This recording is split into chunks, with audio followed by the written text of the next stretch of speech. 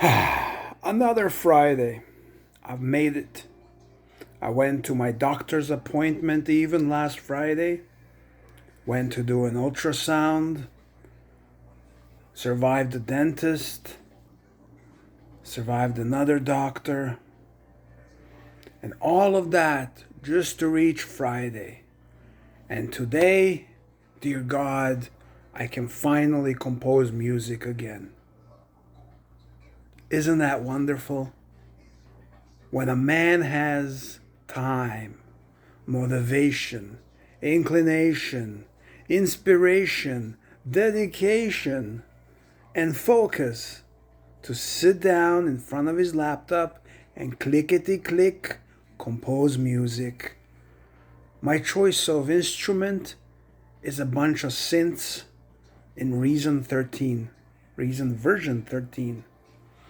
Now, I'm not some extremely talented guy.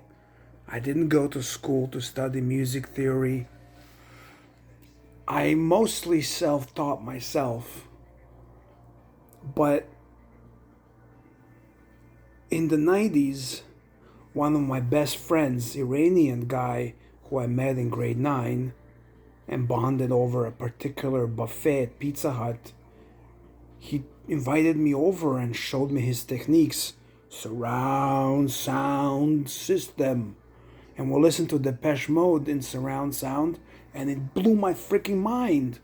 I was like, you can hear sounds coming through your head because he had speakers behind and in front, had a subwoofer. The whole concept of bass frequencies being not localized in sound was new to me.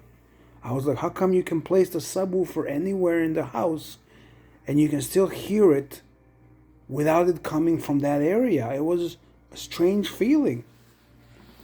And yet it was amazing.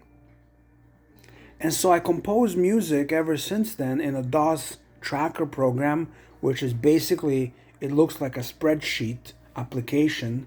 It looks like Microsoft Excel, and you punch in numbers and letters into cells and rows and columns, and then you push F5, and then it converts that into sound.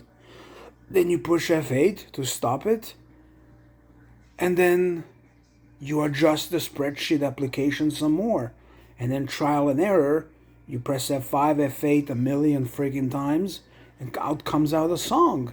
And this is how I composed music for a decade, and I loved it. And there was a surround sound feature.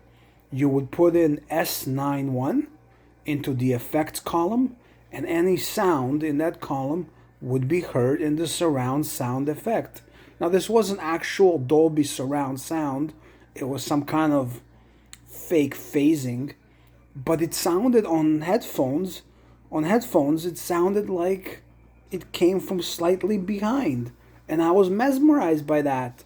And then when Pentium MMX came out, Impulse Tracker had MMX improvements, and I was like, wow, this is amazing. You know, the coder was an Australian guy, and I sent him money and I registered Impulse Tracker, and I was like, I'm gonna become a huge musician. I had no idea what it takes to become a musician, and so I went out with my high school buddy Bizak to some far off store because the CD burners were very rare in the 90s, and I spent $600 on a SCSI CD burner, SCSI card, and SCSI cable. I had to buy all three separately. Then I installed it into my computer, and then I was like, how do I burn CDs? Because it didn't come with burning software. Duh. And so then I found it somewhere. I'm not saying where, because I don't remember where. And I burnt my first music CD, and I was like, wow, all I need now is a color printer so I can print artwork for the CD case. And then I went and I bought a printer. I had a job as a high school dropout, even though my high school friends were still hanging out with me. And I bought a color inkjet printer. And so I spent a whole year designing a CD cover in Photoshop. I wanted it to be just perfect. You know, perfection is important. And I produced one CD. It had a cover on the inside and outside. I measured using a ruler. It was 12 centimeters by 12 centimeters squared. It was beautiful. And I gave it to Abizak, and he's like, wow, this is amazing. And that was the only time I ever made a CD. Life took me in other directions, and I continued composing music. And the whole point of this conversation that I'm having with the camera or with you people is to say that I'm very disappointed in Reason. It's now the year 2025. And so that's 95 to 2025. That's 30 years. 30 years I've been composing music, hoping that I can create surround sound mixes. And still, my headphones are two-dimensional. The sound of my gaming laptop that I paid $2,000 for is two-dimensional. And Reason version 13 versions they've been developing it, doesn't support a 3D surround sound mixer. You can get around it with certain plugins. It's not ideal. But like, why? My friend Mayar in the 90s had surround sound. Depeche Mode in an expensive studio had access to surround sound mixing. 30 years later, technology has been evolving for 30 freaking years. And I can't in Reason make a 3D mix. That's pathetic, isn't it?